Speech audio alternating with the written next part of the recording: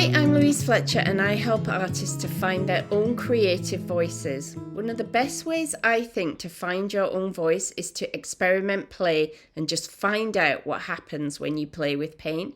In this video, I'm going to share with you some visual texture techniques. I think there are two types of texture in painting. There's physical texture, where you can actually feel, if you were to touch the painting, you can feel the ridges, lumps and bumps. And then there's visual texture, which gives the impression of texture, but actually would feel smooth if you touched it. The techniques I'm sharing in this video are all visual texture techniques. They're just different ways you can create interest in your paintings. I use these techniques as I build up layers in my work. In this video, I'm showing them to you in a sketchbook format. So I hope this gives you some ideas of things you can try. Let's go have a look. Here's a visual texture technique that I like to do. I've got some heavy body paint, any good quality thick paint.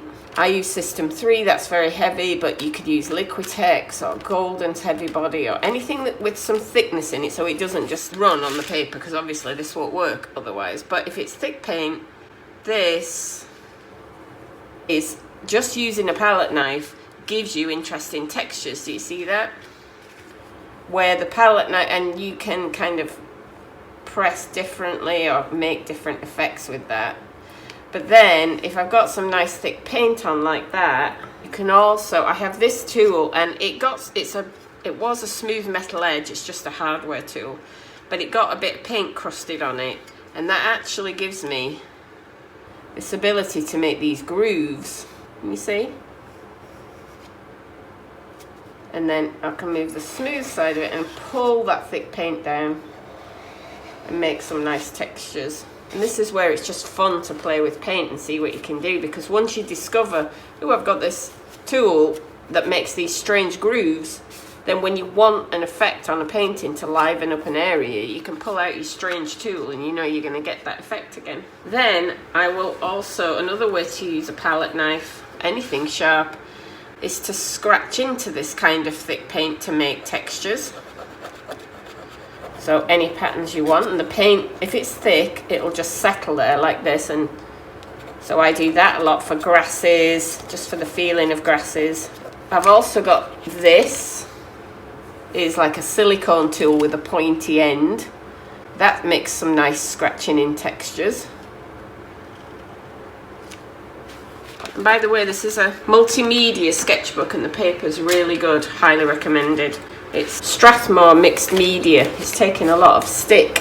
This is a trowel, plasterer's trowel, I think. And I use this in a variety of ways, but I'm just putting paint on, not even properly mixed at the moment. I need quite a decent amount on. And then you see the textures from applying it with a trowel. That's a really nice tool, especially on big paintings. And then you can pull with the edge of it. See there, that's made some lovely, wow, look at that. Those patterns there are nice. I don't know how the heck that happened, but very nice. You can press down with it. You can use the edge of it, splat it down. So that is a really nice tool for texture. And that's nice too, just the ghost print. And these make, like anything like this can then just be ripped up for collages. So none of this is wasted, this experimenting. You can also print with all sorts of things. I have all sorts of different kinds of bubble wrap that I save from packages that come.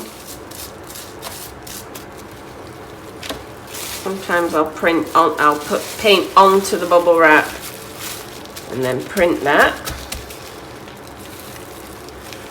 Sometimes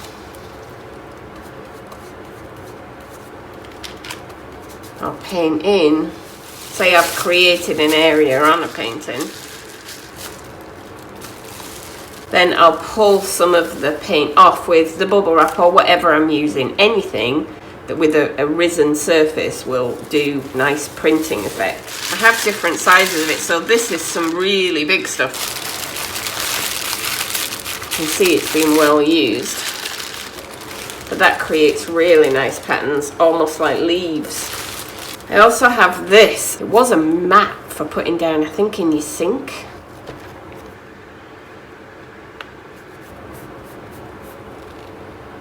So that's quite nice. With these little glue sticks things, you know, for just applying glue, put some thick paint down and then pull into it with that. That's really nice. And each tool creates something different. And also the end of a brush, not the end that you paint with. Brushes have two ends. Put some nice thick paint on there. You pull that across and you get these little tiny trails of the colour coming out of it, which can be nice. Now the other thing, of course, is the texture of a nice brush stroke and seeing what your different brushes will do. And so there's like, you can lay the paint down like this with a brush stroke, and it's got, I don't know if you can, I hope you can see the ridges. A really thick, juicy brush stroke, or I like to do the brush stroke that starts off thick and juicy and then trails away. I like those textures, particularly when you're layering and something like that shows through another layer. It can really look good. Palette knife, or pulling that paint with the palette knife like we've already seen. So until it's dried, this is the advantage of oils obviously over acrylics, you haven't got long with acrylics, but until it's dried you can just play with these with making different effects. And see where I dropped the water there, because I've now pulled the paint off, you can see the dots. And this is a nice texture here that's happened, like it's like stained the paper. And then using the paint that's on the edge of the knife. And these are just the things I do, right? There's so many more things than the things I do. I will also, for my visual texture, use marks. That means drawing in with various implements. So I'll make lines like this, just for interest, which then subsequently some of it will get covered up and some of it will still show through. And I'll make lines of different thicknesses. So here's an oil, so we've got very thin biro line. Now we've got a very thick oil pastel line. And when layered over now, this starts to create visual texture. You're looking at all sorts of different things. And you can use this, obviously, to mimic textures of things too. But I generally tend to use it in a much more abstract way. And using the pencil for drawing and for scratching back into the paint can be nice. I just mixed some white into this green. Because now I'm just having a play. So see, as I cover the lines up, just bits of them show through, and then that becomes texture. Another thing is to not mix properly, like there's some green. Can I get some of that green? Yeah. And then have that show through in the brush stroke. So there's a, I don't know if you can see that, but there's some, it's not mixed properly, and so you get the lines of green and the lighter green in there. That's quite nice. Just that's a neo colour, so just different thicknesses and types of line can start to create all this visual texture. And as you layer over, when this dries and you put another layer over top, then that all starts to add up to a real feeling of depth and texture.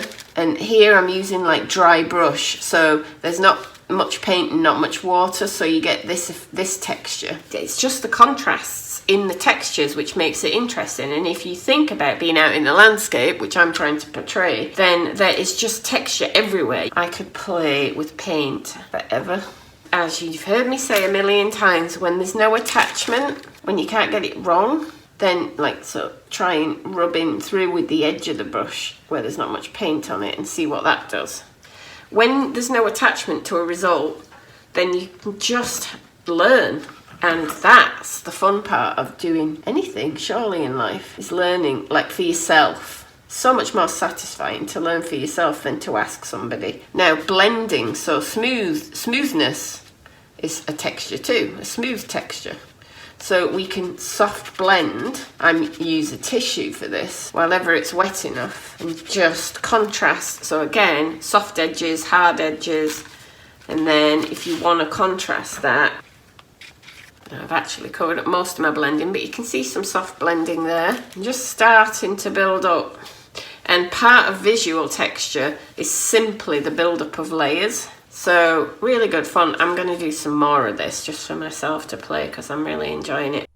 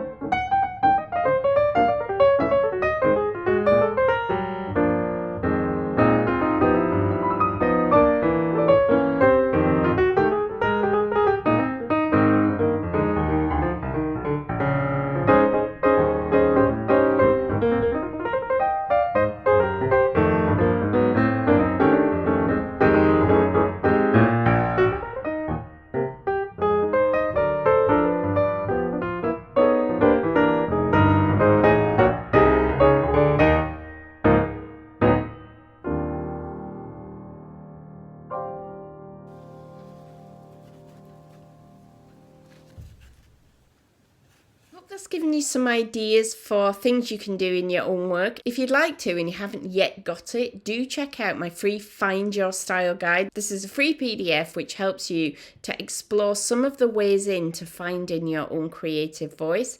But I also think that just playing with paint like this and learning what you like and what you don't is so important and so valuable. So I hope this has been helpful to give you some ideas about how to do that. See you next time. Bye bye.